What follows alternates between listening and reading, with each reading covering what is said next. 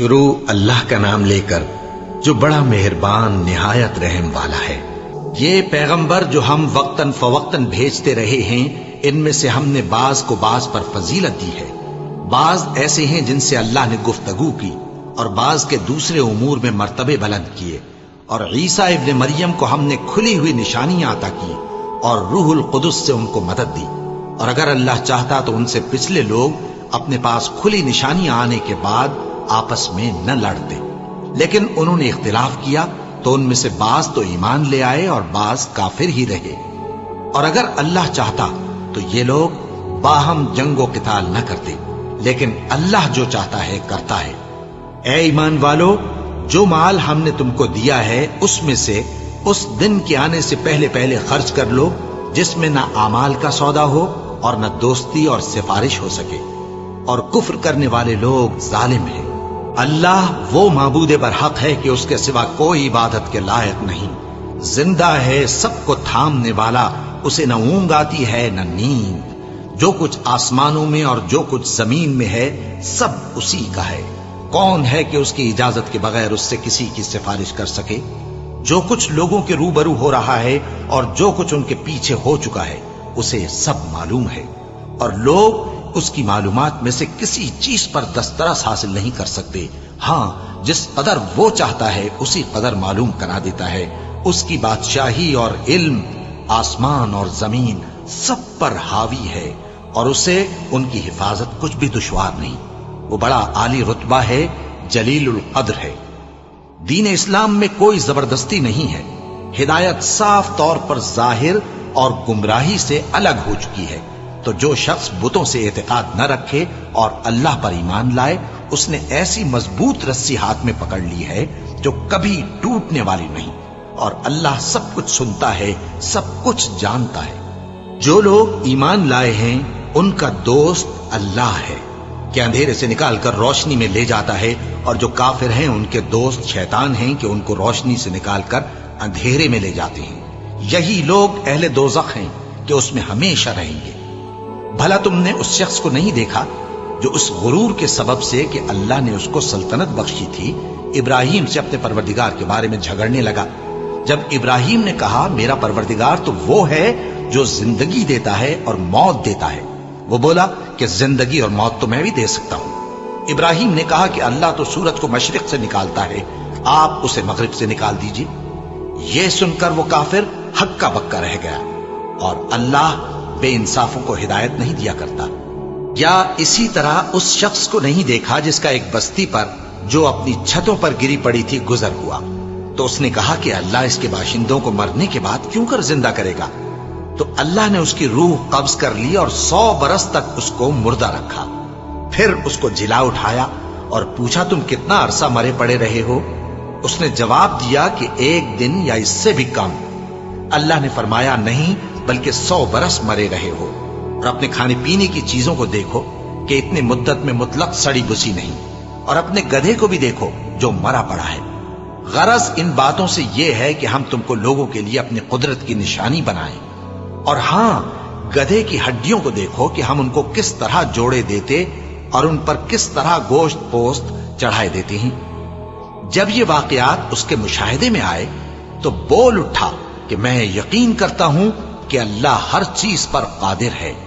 اور جب ابراہیم نے اللہ سے عرض کیا کہ اے پروردگار مجھے دکھا کہ تو مردوں کو کیوں کر زندہ کرے گا، اللہ نے فرمایا کیا تم نے اس بات کا یقین نہیں کیا؟ انہوں نے کہا کیوں نہیں، لیکن میں دیکھنا اس لیے چاہتا ہوں کہ میرا دل اطمینان کامل حاصل کر لے۔ فرمایا کہ 4 پرندے لے لو، پھر ان کو اپنے سے ہلا لو اور ان کے ٹکڑے ٹکڑے کر دو، پھر ان کا ایک ایک ٹکڑا ہر ایک پہاڑ پر رکھ دو، پھر ان کو بلاؤ تو وہ تمہارے پاس دوڑتے چلے آئیں گے، اور جان رکھو کہ اللہ غالب ہے، صاحب حکمت ہے۔ جو لوگ اپنا مال اللہ کی راہ میں خرچ کرتے ہیں ان کے مال کی مثال اس دانے کی سی ہے جس سے 7 بالیں اگیں اور ہر ایک بال میں 100 دانے ہوں، اور اللہ جس کے اجر کو چاہتا ہے اور زیادہ کرتا ہے، اور اللہ کشائش والا ہے، سب کچھ جاننے والا ہے۔ جو لوگ اپنا مال اللہ کے راستے میں صرف کرتے ہیں پھر اس کے بعد نہ اس خرچ کا کسی پر احسان رکھتے ہیں اور نہ کسی کو تکلیف دیتے ہیں، ان کا صلہ ان کے پروردگار کے پاس تیار ہے، اور قیامت کے روز نہ ان کو کچھ خوف ہوگا اور نہ وہ غمگین ہوں گے۔ جس خیرات کے دینے کے بعد لینے والے کو ایذا دی جائے، اس سے تو نرم بات کہہ دینی اور درگزر کرنا بہتر ہے، اور اللہ بے نیاز ہے، بردبار ہے۔ مومنوں، اپنے صدقات و خیرات احسان رکھنے اور ایذا دینے سے اس شخص کی طرح برباد نہ کر دینا جو لوگوں کو دکھاوے کے لیے مال خرچ کرتا ہے اور اللہ اور روز آخر پر ایمان نہیں رکھتا، تو اس کے مال کی مثال اس چٹان کی سی ہے جس پر تھوڑی سی مٹی پڑی ہو اور اس پر زور کا مے برس کر اسے صاف کر ڈالے۔ اسی طرح یہ ریاکار لوگ اپنے اعمال کا کچھ بھی صلہ حاصل نہیں کر سکیں گے، اور اللہ ایسے ناشکروں کو ہدایت نہیں دیا کرتا۔ اور جو لوگ اللہ کی خوشنودی حاصل کرنے کے لیے اور خلوص نیت سے اپنا مال خرچ کرتے ہیں، ان کی مثال ایک باغ کی سی ہے جو اونچی جگہ پر واقع ہو، جب اس پر زور کا مے پڑے تو دگنا پھل لائے، پھر اگر مے نہ بھی پڑے تو خیر پھوار ہی صحیح، اور اللہ تمہارے کاموں کو دیکھ رہا ہے۔ بھلا تم میں کوئی یہ چاہتا ہے کہ اس کا کھجوروں اور انگوروں کا باغ ہو جس میں نہریں بہ رہی ہوں اور اس میں اس کے لیے ہر قسم کے میوے موجود ہوں، اور اسے بڑھاپا آ پکڑے اور اس کے ننھے ننھے بچے بھی ہوں، تو ناگہاں اس باغ پر آگ کا بھرا ہوا بگولا چلے، پس وہ جل جائے۔ اس طرح اللہ تم سے اپنی آیتیں کھول کھول کر بیان فرماتا ہے تاکہ تم سوچو اور سمجھو۔ مومنوں، جو پاکیزہ اور عمدہ مال تم کماتے ہو اور جو چیزیں ہم تمہارے لیے زمین سے نکالتے ہیں، ان میں سے اللہ کی راہ میں بھی خرچ کرو، اور بری اور ناپاک چیزیں دینے کا قصد نہ کرنا کہ اگر وہ چیزیں تمہیں دی جائیں تو بجز اس کے کہ لیتے وقت آنکھیں بند کر لو، ان کو کبھی نہ لو، اور جان رکھو کہ اللہ بے نیاز ہے، خوبیوں والا ہے۔ شیطان تمہیں تنگ دستی کا خوف دلاتا اور بے حیائی کے کام کرنے کو کہتا ہے، اور اللہ تم سے اپنی بخشش اور رحمت کا وعدہ کرتا ہے، اور اللہ کشائش والا ہے، سب کچھ جاننے والا ہے۔ وہ جس کو چاہتا ہے دانائی بخشتا ہے، اور جس کو دانائی ملی بے شک اس کو بڑی نعمت ملی، اور نصیحت تو وہی لوگ قبول کرتے ہیں جو عقل مند ہیں۔ اور تم اللہ کی راہ میں جس طرح کا خرچ کرو یا کوئی نذر مانو، اللہ اس کو جانتا ہے، اور ظالموں کا کوئی مددگار نہ ہوگا۔ اگر تم خیرات ظاہر کر کے دو تو وہ بھی خوب ہے، اور اگر پوشیدہ دو اور دو بھی ضرورت مندوں کو تو یہ تمہارے لیے بہتر ہے، اور اس طرح کا دینا تمہارے گناہوں کو بھی دور کرے گا، اور اللہ کو تمہارے سب کاموں کی خبر ہے۔ اے نبی صلی اللہ علیہ وآلہ وسلم، تم ان لوگوں کی ہدایت کے ذمہ دار نہیں ہو، بلکہ اللہ ہی جس کو چاہتا ہے ہدایت بخشتا ہے۔ اور مومنوں، تم جو مال خرچ کرو گے تو اس کا فائدہ تم ہی کو ہے، اور تم تو جو خرچ کرو گے اللہ کی خوشنودی کے لیے کرو گے، اور جو مال تم خرچ کرو گے وہ تمہیں پورا پورا دے دیا جائے گا، اور تمہارا کچھ نقصان نہیں کیا جائے گا۔ اور ہاں، تم جو خرچ کرو گے تو ان حاجت مندوں کے لیے جو اللہ کی راہ میں رکے بیٹھے ہیں اور ملک میں کسی طرف جانے کی طاقت نہیں رکھتے اور مانگنے سے آر رکھتے ہیں، یہاں تک کہ نہ مانگنے کی وجہ سے ناواقف شخص ان کو تونگر خیال کرتا ہے، اور تم قیافے سے ان کو صاف پہچان لو کہ حاجت مند ہیں، اور شرم کے سبب لوگوں سے منہ پھوڑ کر اور لپٹ کر نہیں مانگ سکتے۔ اور تم جو مال خرچ کرو گے کچھ شک نہیں کہ اللہ اس کو جانتا ہے۔ جو لوگ اپنا مال رات اور دن اور پوشیدہ اور ظاہر اللہ کی راہ میں خرچ کرتے رہتے ہیں، ان کا صلہ ان کے پروردگار کے پاس ہے، اور ان کو قیامت کے دن نہ کسی طرح کا خوف ہوگا اور نہ غم۔ جو لوگ سود کھاتے ہیں وہ قبروں سے اس طرح حواس باختہ اٹھیں گے جیسے کسی کو جن نے لپٹ کر دیوانہ بنا دیا ہو، یہ اس لیے کہ وہ کہتے ہیں کہ سودا بیچنا بھی تو نفع کے لحاظ سے ویسا ہی ہے جیسے سود لینا، حالانکہ سودے کو اللہ نے حلال کیا ہے اور سود کو حرام۔ تو جس شخص کے پاس اللہ کی نصیحت پہنچی اور وہ سود لینے سے باز آ گیا تو جو پہلے ہو چکا وہ اس کا، اور قیامت میں اس کا معاملہ اللہ کے سپرد۔ اور جو پھر لینے لگا تو ایسے لوگ دوزخی ہیں کہ ہمیشہ دوزخ میں جلتے رہیں گے۔ اللہ سود کو نابود یعنی بے برکت کرتا اور خیرات کی برکت کو بڑھاتا ہے، اور اللہ کسی ناشکر گناہگار کو دوست نہیں رکھتا۔ جو لوگ ایمان لائے اور نیک عمل کرتے اور نماز پڑھتے اور زکات دیتے رہے، ان کو ان کے کاموں کا صلہ اللہ کے ہاں ملے گا، اور قیامت کے دن ان کو نہ کچھ خوف ہوگا اور نہ وہ غمناک ہوں گے۔ مومنو، اللہ سے ڈرو، اور اگر ایمان رکھتے ہو تو جتنا سود باقی رہ گیا ہے اس کو چھوڑ دو۔ پھر اگر ایسا نہ کرو گے تو تم اللہ اور اس کے رسول کی طرف سے اعلان جنگ سن لو، اور اگر توبہ کر لو گے اور سود چھوڑ دو گے تو تم کو اپنی اصل رقم لینے کا حق ہے، جس میں نہ اوروں کا نقصان اور نہ تمہارا نقصان۔ اور اگر قرض لینے والا تنگ دست ہو تو اسے کشائش کے حاصل ہونے تک مہلت دو، اور اگر زر قرض بخش دو تو وہ تمہارے لیے زیادہ اچھا ہے، بشرطے کہ سمجھو۔ اور اس دن سے ڈرو جبکہ تم اللہ کے حضور میں لوٹ کر جاؤ گے، اور ہر شخص اپنے اعمال کا پورا پورا بدلہ پائے گا، اور کسی کو کچھ نقصان نہ ہوگا۔ مومنو، جب تم آپس میں کسی میعاد معین کے لیے قرض کا معاملہ کرنے لگو تو اس کو لکھ لیا کرو، اور لکھنے والا تم میں کسی کا نقصان نہ کرے بلکہ انصاف سے لکھے۔ نیز لکھنے والا جیسا اللہ نے اسے سکھایا ہے لکھنے سے انکار بھی نہ کرے اور دستاویز لکھ دے، اور جو شخص قرض لے وہی دستاویز کا مضمون بول کر لکھوائے، اور اللہ سے کہ اس کا مالک ہے خوف کرے، اور زر قرض میں سے کچھ کم نہ لکھوائے۔ اور اگر قرض لینے والا کم عقل یا ضعیف ہو یا مضمون لکھوانے کی قابلیت نہ رکھتا ہو تو جو اس کا ولی ہو وہ انصاف کے ساتھ مضمون لکھوائے، اور اپنے میں سے 2 مردوں کو ایسے معاملے کے گواہ کر لیا کرو، اور اگر 2 مرد نہ ہوں تو 1 مرد اور 2 عورتیں جن کو تم گواہ پسند کرو کافی ہیں، کہ اگر ان میں سے ایک بھول جائے گی تو دوسری اسے یاد دلا دے گی۔ اور جب گواہ گواہی کے لیے طلب کیے جائیں تو انکار نہ کریں۔ اور قرض تھوڑا ہو یا بہت اس کی دستاویز کے لکھنے لکھانے میں سستی نہ کرنا، یہ بات اللہ کے نزدیک نہایت قرین انصاف ہے، اور شہادت کے لیے بھی یہ بہت درست طریقہ ہے۔ اس سے تم کو کسی طرح کا شک و شبہ بھی نہیں پڑے گا۔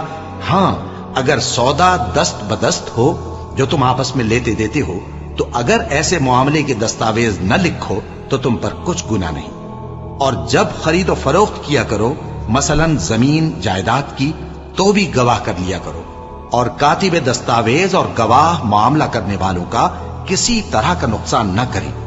اگر تم لوگ ایسا کرو تو یہ تمہارے لیے گناہ کی بات ہے، اور اللہ سے ڈرو اور دیکھو کہ وہ تم کو کیسی مفید باتیں سکھاتا ہے، اور اللہ ہر چیز سے واقف ہے۔ اور اگر تم سفر پر ہو اور دستاویز لکھنے والا نہ مل سکے تو کوئی چیز رہن با قبضہ رکھ کر قرض لے لو، اور اگر تم میں سے کوئی دوسرے کو امین سمجھے یعنی رہن کے بغیر قرض دے دے تو امانت دار کو چاہیے کہ صاحب امانت کی امانت ادا کر دے، اور اللہ سے جو اس کا پروردگار ہے ڈرے، اور دیکھنا شہادت کو مت چھپانا، جو اس کو چھپائے گا وہ دل کا گناہگار ہوگا۔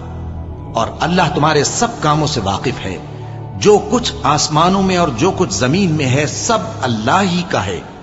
تم اپنے دلوں کی بات کو ظاہر کرو گے تو اور چھپاؤ گے تو اللہ تم سے اس کا حساب لے گا، پھر وہ جسے چاہے مغفرت کرے اور جسے چاہے عذاب دے، اور اللہ ہر چیز پر قادر ہے۔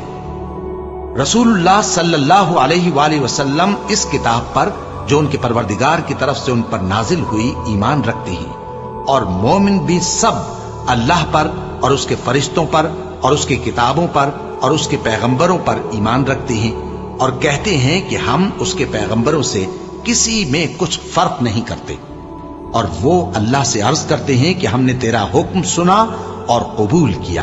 اے پروردگار، ہم تیری بخشش مانگتے ہیں اور تیری ہی طرف لوٹ کر جانا ہے۔ اللہ کسی شخص کو اس کی طاقت سے زیادہ کا ذمہ دار نہیں بناتا۔ اچھے کام کرے گا تو اس کو ان کا فائدہ ملے گا، برے کرے گا تو اسے ان کا نقصان پہنچے گا۔ اے پروردگار، اگر ہم سے بھول یا چوک ہو گئی ہو تو ہم سے مواخذہ نہ کیجو۔ اے پروردگار، ہم پر ایسا بوجھ نہ ڈالیو جیسا تو نے ہم سے پہلے لوگوں پر ڈالا تھا۔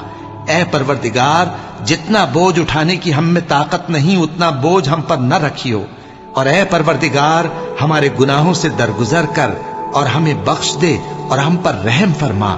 تو ہی ہمارا مددگار ہے، سو ہم کو کافروں پر غالب کر۔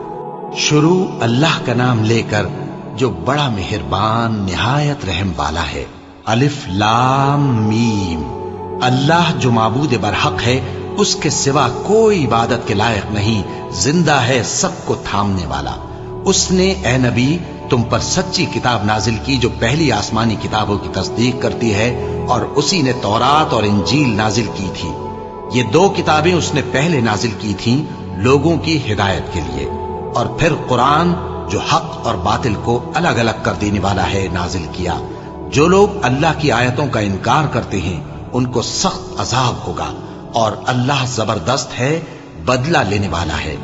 اللہ ایسا خبیر و بصیر ہے کہ کوئی چیز اس سے پوشیدہ نہیں، نہ زمین میں اور نہ آسمان میں۔ وہی تو ہے جو ماں کے پیٹ میں جیسی چاہتا ہے تمہاری صورتیں بناتا ہے، اس غالب حکمت والے کے سوا کوئی عبادت کے لائق نہیں۔ اے پیغمبر، وہی تو ہے جس نے تم پر یہ کتاب نازل کی جس کی بعض آیتیں محکم ہیں اور وہی اصل کتاب ہیں، اور بعض دوسری متشابہ ہیں۔ تو جن لوگوں کے دلوں میں کجی ہے وہ متشابہات کا اتباع کرتے ہیں تاکہ فتنہ برپا کریں اور مراد اصلی کا پتہ لگائیں، حالانکہ مراد اصلی اللہ کے سوا کوئی نہیں جانتا۔ اور جو لوگ علم میں گہری نظر رکھتے ہیں وہ یہ کہتے ہیں کہ ہم ان پر ایمان لائے، یہ سب آیات ہمارے پروردگار کی طرف سے ہیں، اور نصیحت تو عقل مند ہی قبول کرتے ہیں۔ اے پروردگار، جب تو نے ہمیں ہدایت بخشی ہے تو اس کے بعد ہمارے دلوں میں کجی نہ پیدا کر دیجو، اور ہمیں اپنے ہاتھ سے رحمت عطا فرما، تو بڑا عطا فرمانے والا ہے۔ اے پروردگار، تو اس روز جس کے آنے میں کچھ بھی شک نہیں سب لوگوں کو اپنے حضور میں جمع کر لے گا، بے شک اللہ خلاف وعدہ نہیں کرتا۔ جو لوگ کافر ہوئے اس دن نہ تو ان کا مال ہی اللہ کے عذاب سے ان کو بچا سکے گا اور نہ ان کی اولاد ہی کچھ کام آئے گی، اور یہ لوگ آتش جہنم کا ایندھن ہوں گے۔ ان کا حال بھی فرعونیوں اور ان سے پہلے لوگوں کا سا ہوگا جنہوں نے ہماری آیتوں کی تکذیب کی تھی، تو اللہ نے ان کو ان کے گناہوں کے سبب عذاب میں پکڑ لیا تھا، اور اللہ سخت عذاب کرنے والا ہے۔ اے پیغمبر، کافروں سے کہہ دو کہ تم دنیا میں بھی عنقریب مغلوب ہو جاؤ گے اور آخرت میں جہنم کی طرف اکٹھا کیے جاؤ گے، اور وہ بری جگہ ہے۔ تمہارے لیے دو گروہوں میں جو جنگ بدر کے دن آپس میں بھڑ گئے قدرت الہی کی عظیم الشان نشانی تھی۔ ایک گروہ مسلمانوں کا تھا، وہ اللہ کی راہ میں لڑ رہا تھا، اور دوسرا گروہ کافروں کا تھا، وہ ان کو اپنی آنکھوں سے اپنے سے دگنا مشاہدہ کر رہا تھا۔ اور اللہ اپنی نصرت سے جس کو چاہتا ہے مدد دیتا ہے۔ جو اہل بصارت ہیں ان کے لیے اس واقعے میں بڑی عبرت ہے۔ لوگوں کو ان کی خواہشوں کی چیزیں یعنی عورتیں اور بیٹے اور سونے اور چاندی کے بڑے بڑے ڈھیر اور نشان لگے ہوئے گھوڑے اور مویشی اور کھیتی بڑی زینت دار معلوم ہوتی ہیں، مگر یہ سب دنیا ہی کی زندگی کے سامان ہیں، اور اللہ کے پاس بہت اچھا ٹھکانہ ہے۔ اے پیغمبر، ان سے کہو کہ بھلا میں تم کو ایسی چیز بتاؤں جو ان چیزوں سے کہیں اچھی ہو؟ سنو، جو لوگ پرہیزگار ہیں ان کے لیے اللہ کے ہاں باغات بہشت ہیں جن کے نیچے نہریں بہ رہی ہیں، ان میں وہ ہمیشہ رہیں گے، اور پاکیزہ بیویاں ہیں، اور سب سے بڑھ کر اللہ کی خوشنودی۔ اور اللہ اپنے سب بندوں کو دیکھ رہا ہے جو اللہ سے التجا کرتے ہیں کہ اے پروردگار، ہم ایمان لے آئے سو ہم کو ہمارے گناہ معاف فرما اور ہم کو دوزخ کے عذاب سے محفوظ رکھ۔ یہ وہ لوگ ہیں جو مشکلات میں صبر کرتے اور سچ بولتے اور عبادت میں لگے رہتے اور نیکی میں خرچ کرتے اور اوقات سحر میں گناہوں کی معافی مانگا کرتے ہیں۔ اللہ تو اس بات کی گواہی دیتا ہے کہ اس کے سوا کوئی معبود نہیں، اس حال میں کہ وہ انصاف کا حاکم ہے، اور فرشتے اور علم والے بھی گواہی دیتے ہیں کہ اس غالب حکمت والے کے سوا کوئی لائق عبادت نہیں۔ دین تو اللہ کے نزدیک اسلام ہی ہے، اور اہل کتاب نے جو اس دین سے اختلاف کیا تو علم حاصل ہونے کے بعد آپس کی ضد سے کیا، اور جو شخص اللہ کی آیتوں کو نہ مانے تو اللہ جلد حساب لینے والا ہے۔ اے پیغمبر، پس اگر یہ لوگ تم سے جھگڑنے لگیں تو کہنا کہ میں اور میرے پیرو تو اللہ کے فرمانبردار ہو چکے، اور اہل کتاب اور ان پڑھ لوگوں سے کہو کہ کیا تم بھی اللہ کے فرمانبردار بنتے اور اسلام لاتے ہو؟ پس اگر یہ لوگ اسلام لے آئیں تو بے شک ہدایت پالیں، اور اگر تمہارا کہا نہ مانے تو تمہارا کام صرف اللہ کا پیغام پہنچا دینا ہے۔ اور اللہ اپنے بندوں کو دیکھ رہا ہے۔ جو لوگ اللہ کی آیتوں کو نہیں مانتے اور انبیاء کو ناحق قتل کرتے رہے ہیں اور جو انصاف کرنے کا حکم دیتے ہیں انہیں بھی مار ڈالتے ہیں، ان کو دکھ دینے والے عذاب کی خوشخبری سنا دو۔ یہ ایسے لوگ ہیں جن کے اعمال دنیا اور آخرت دونوں میں برباد ہیں اور ان کا کوئی مددگار نہیں ہوگا۔ بھلا تم نے ان لوگوں کو نہیں دیکھا جن کو کتاب یعنی تورات سے حصہ دیا گیا اور وہ اس کتاب اللہ یعنی قرآن کی طرف بلائے جاتے ہیں تاکہ یہ ان کے تنازعات کا ان میں فیصلہ کر دے؟ تو ایک فریق ان میں سے پھر جاتا ہے اور منہ پھیر لیتا ہے، یہ اس لیے کہ یہ اس بات کے قائل ہیں کہ دوزخ کی آگ ہمیں چند روز کے سوا چھو ہی نہیں سکے گی، اور جو کچھ یہ دین کے بارے میں بہتان باندھتے رہے ہیں اس نے ان کو دھوکے میں ڈال رکھا ہے۔ تو اس وقت کیا حال ہوگا جب ہم ان کو جمع کریں گے، یعنی اس روز جس کے آنے میں کچھ بھی شک نہیں، اور ہر نفس اپنے اعمال کا پورا پورا بدلہ پائے گا اور ان پر ظلم نہیں کیا جائے گا۔ کہو کہ اے اللہ، اے بادشاہی کے مالک، تو جس کو چاہے بادشاہی بخشے اور جس سے چاہے بادشاہی چھین لے، اور جس کو چاہے عزت دے اور جسے چاہے ذلیل کرے۔ ہر طرح کی بھلائی تیرے ہی ہاتھ ہے اور بے شک تو ہر چیز پر قادر ہے۔ تو ہی رات کو دن میں داخل کرتا اور تو ہی دن کو رات میں داخل کرتا ہے، تو ہی بے جان سے جاندار پیدا کرتا ہے اور تو ہی جاندار سے بے جان پیدا کرتا ہے، اور تو ہی جس کو چاہتا ہے بے حساب رزق بخشتا ہے۔ مومنوں کو چاہیے کہ مومنوں کے سوا کافروں کو دوست نہ بنائیں، اور جو ایسا کرے گا اس سے اللہ کا کچھ عہد نہیں۔ ہاں، اگر اس طریق سے تم ان کے شر سے بچاؤ کی صورت پیدا کرو تو مذائقہ نہیں۔ اور اللہ تم کو اپنے غضب سے ڈراتا ہے اور اللہ ہی کی طرف تم کو لوٹ کر جانا ہے۔ اے پیغمبر، لوگوں سے کہہ دو کہ کوئی بات تم اپنے دلوں میں مخفی رکھو یا اسے ظاہر کرو، اللہ اس کو جانتا ہے، اور جو کچھ آسمانوں میں اور جو کچھ زمین میں ہے اس کو سب کی خبر ہے، اور وہ ہر چیز پر قادر ہے۔ جس دن ہر شخص اپنی کی ہوئی نیکی کو موجود پا لے گا اور اپنی برائی کو بھی دیکھ لے گا تو آرزو کرے گا کہ اے کاش اس میں اور اس برائی میں دور کی مسافت ہو جاتی، اور اللہ تم کو اپنے غضب سے ڈراتا ہے اور اللہ اپنے بندوں پر نہایت مہربان ہے۔ اے پیغمبر، لوگوں سے کہہ دو کہ اگر تم اللہ کو دوست رکھتے ہو تو میری پیروی کرو، اللہ بھی تمہیں دوست رکھے گا اور تمہارے گناہ معاف کر دے گا، اور اللہ بخشنے والا ہے، مہربان ہے۔ کہہ دو کہ اللہ اور اس کے رسول کا حکم مانو، بس اگر وہ نہ مانے تو اللہ بھی کافروں کو دوست نہیں رکھتا۔ اللہ نے آدم اور نوح اور خاندان ابراہیم اور خاندان عمران کو تمام جہان کے لوگوں میں سے منتخب فرمایا تھا، ان میں سے بعض بعض کی اولاد تھے، اور اللہ سننے والا ہے، جاننے والا ہے۔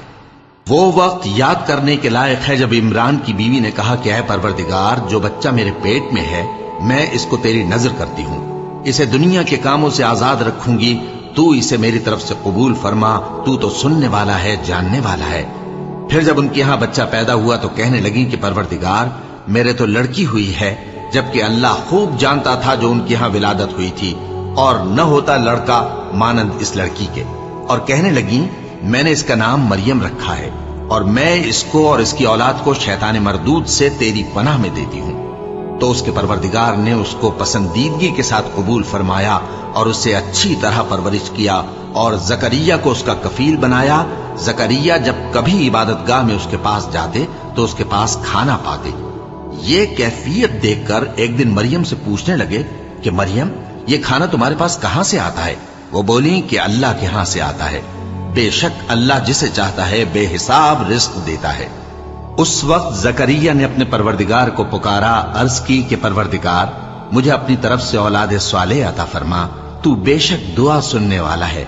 چنانچہ وہ ابھی عبادت گاہ میں کھڑے نماز ہی پڑھ رہے تھے کہ فرشتوں نے آواز دی کہ زکریا، اللہ تمہیں یحییٰ کی بشارت دیتا ہے، جو کلمۃ اللہ یعنی عیسیٰ کی تصدیق کریں گے اور سردار ہوں گے اور عورتوں سے رغبت نہ رکھنے والے اور ایک پیغمبر یعنی نیکوکاروں میں ہوں گے۔ زکریا نے کہا، اے پروردگار، میرے ہاں لڑکا کیوں کر پیدا ہوگا کہ میں تو بڈھا ہو گیا ہوں اور میری بیوی بانجھ ہے؟ فرمایا، اسی طرح اللہ جو چاہتا ہے کرتا ہے۔ زکریا نے کہا کہ پروردگار، میرے لیے کوئی نشانی مقرر فرما دے۔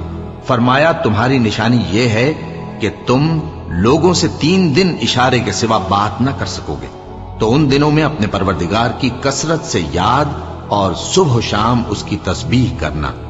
اور جب فرشتوں نے مریم سے کہا کہ مریم، اللہ نے تم کو برگزیدہ کیا ہے اور تمہیں پاک بنایا ہے اور دنیا جہان کی عورتوں میں سے تم کو منتخب کیا ہے، اے مریم اپنے پروردگار کی فرما برداری کرنا اور سجدہ کرنا اور رکوع کرنے والوں کے ساتھ رکوع کرنا۔ اے نبی، یہ باتیں اخبار غیب میں سے ہیں جو ہم تمہارے پاس بھیجتے ہیں۔ اور جب وہ لوگ اپنے قلم بطور قرعہ ڈال رہے تھے کہ مریم کا کفیل کون بنے، تو تم ان کے پاس نہیں تھے، اور نہ اس وقت ہی ان کے پاس تھے جب وہ آپس میں جھگڑ رہے تھے۔ وہ وقت بھی یاد کرنے کے لائق ہے جب فرشتوں نے مریم سے کہا کہ مریم، اللہ تم کو اپنی طرف سے ایک کلمے کی بشارت دیتا ہے جس کا نام مسیح اور مشہور عیسیٰ ابن مریم ہوگا، اور جو دنیا اور آخرت میں آبرو مند اور مقربین میں سے ہوگا، اور ماں کی گود میں اور بڑی عمر کا ہو کر دونوں حالتوں میں لوگوں سے یکساں گفتگو کرے گا اور نیکوکاروں میں ہوگا۔ مریم نے کہا کہ پروردگار، میرے ہاں بچہ کیوں کر ہوگا کہ کسی انسان نے مجھے ہاتھ تک تو لگایا نہیں۔ فرمایا کہ اللہ اسی طرح جو چاہتا ہے پیدا کرتا ہے، جب وہ کوئی کام کرنا چاہتا ہے تو ارشاد فرما دیتا ہے کہ ہو جا، تو وہ ہو جاتا ہے۔ اور وہ اسے کتاب و حکمت اور تورات اور انجیل کا علم عطا کرے گا، اور عیسیٰ بنی اسرائیل کی طرف پیغمبر ہو کر جائیں گے اور کہیں گے کہ میں تمہارے پاس تمہارے پروردگار کی طرف سے نشانی لے کر آیا ہوں، وہ یہ کہ تمہارے سامنے مٹی سے پرندے کی صورت بناتا ہوں، پھر اس میں پھونک مارتا ہوں تو وہ اللہ کے حکم سے سچ مچ پرندہ ہو جاتا ہے، اور پیدائشی اندھے اور ابرص کو تندرست کر دیتا ہوں، اور اللہ کے حکم سے مردوں کو زندہ کر دیتا ہوں، اور جو کچھ تم کھا کر آتے ہو اور جو اپنے گھروں میں جمع کر رکھتے ہو سب تم کو بتا دیتا ہوں۔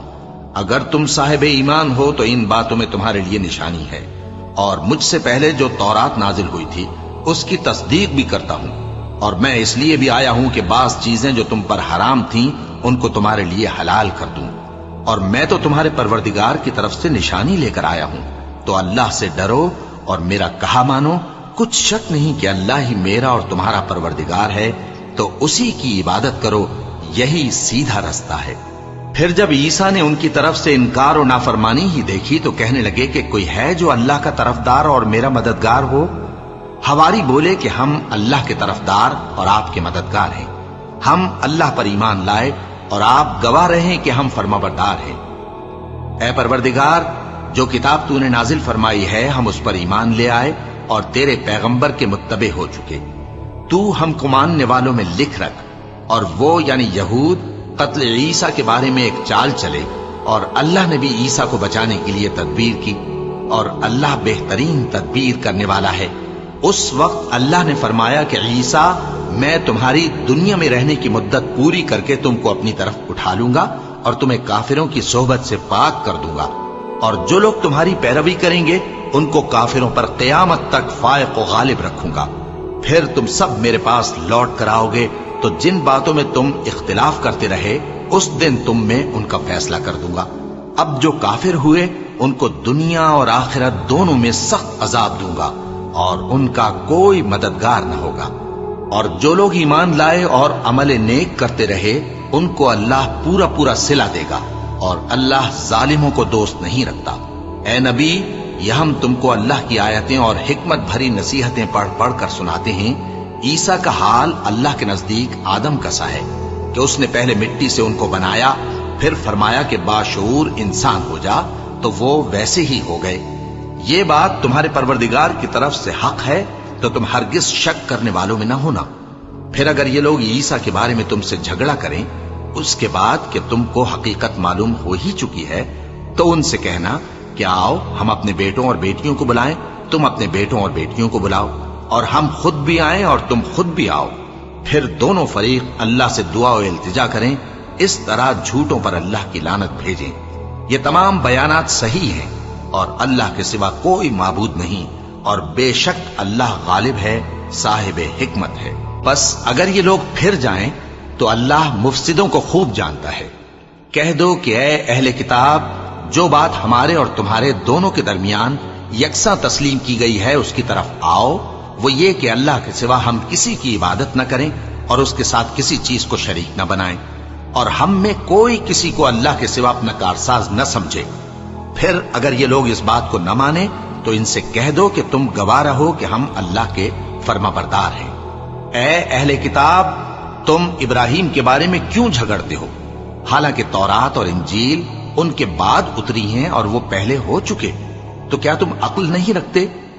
دیکھو، ایسی بات میں تو تم نے جھگڑا کیا ہی تھا جس کا تمہیں کچھ علم تھا بھی، مگر ایسی بات میں کیوں جھگڑتے ہو جس کا تم کو کچھ بھی علم نہیں؟ اور اللہ جانتا ہے اور تم نہیں جانتے۔ ابراہیم نہ تو یہودی تھے اور نہ عیسائی، بلکہ سب سے بے تعلق ہو کر ایک اللہ کے ہو رہے تھے اور اسی کے فرما بردار تھے اور مشرکوں میں نہ تھے۔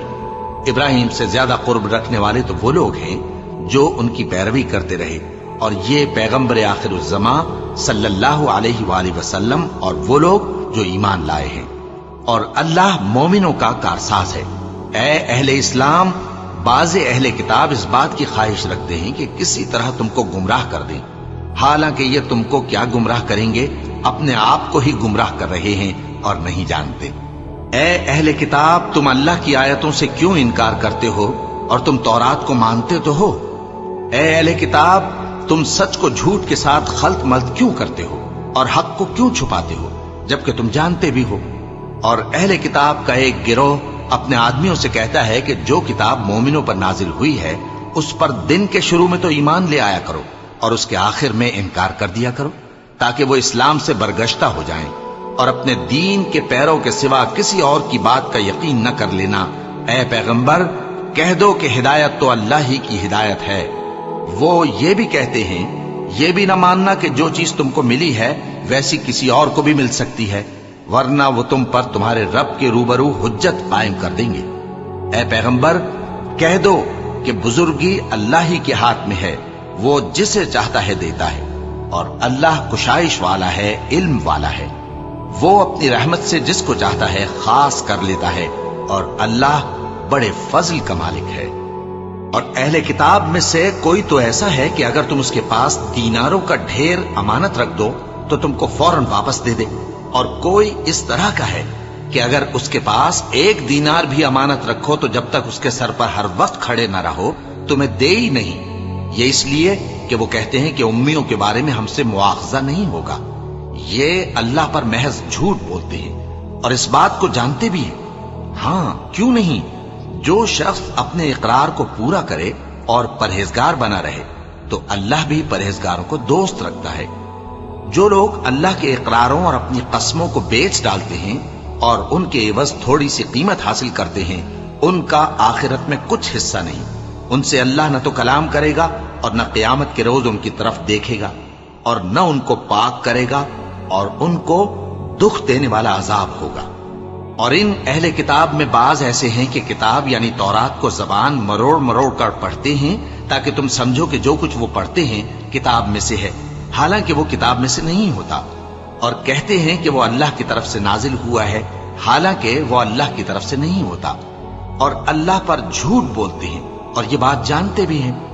کسی آدمی کو شایع نہیں کہ اللہ اسے کتاب اور حکومت اور نبوت عطا فرمائے، پھر وہ لوگوں سے کہے کہ اللہ کو چھوڑ کر میرے بندے ہو جاؤ، بلکہ اس کو یہ کہنا چاہیے کہ اے اہل کتاب، تم ربانی ہو جاؤ، کیونکہ تم کتاب کی تعلیم بھی دیتے ہو اور کیونکہ پڑھتے پڑھاتے رہتے ہو۔ اور اس کو یہ بھی نہیں کہنا چاہیے کہ تم فرشتوں اور پیغمبروں کو معبود بنا لو۔ بھلا جب تم مسلمان ہو چکے تو کیا وہ تمہیں کافر ہونے کو کہے گا؟ اور جب اللہ نے پیغمبروں سے عہد لیا کہ جب میں تم کو کتاب اور دانائی عطا کروں پھر تمہارے پاس کوئی پیغمبر آئے جو تمہاری کتاب کی تصدیق کرے تو تمہیں ضرور اس پر ایمان لانا ہوگا اور ضرور اس کی مدد کرنی ہوگی۔ اور عہد لینے کے بعد پوچھا کہ بھلا تم نے اقرار کیا اور اس اقرار پر میرا ذمہ لیا، یعنی مجھے ضامن ٹھہرایا؟ انہوں نے کہا ہاں، ہم نے اقرار کیا۔ فرمایا کہ تم اس عہد و پیمان کے گواہ رہو اور میں بھی تمہارے ساتھ گواہ ہوں۔ اب جو لوگ اس کے بعد پھر جائیں تو وہی بد کردار ہیں۔ پھر کیا یہ کافر اللہ کے دین کے سوا کسی اور دین کے طالب ہیں؟ حالانکہ سب اہل آسمان و زمین خوشی یا ناخوشی سے اللہ کے فرما بردار ہیں اور اسی کی طرف لوٹ کر جانے والے ہیں۔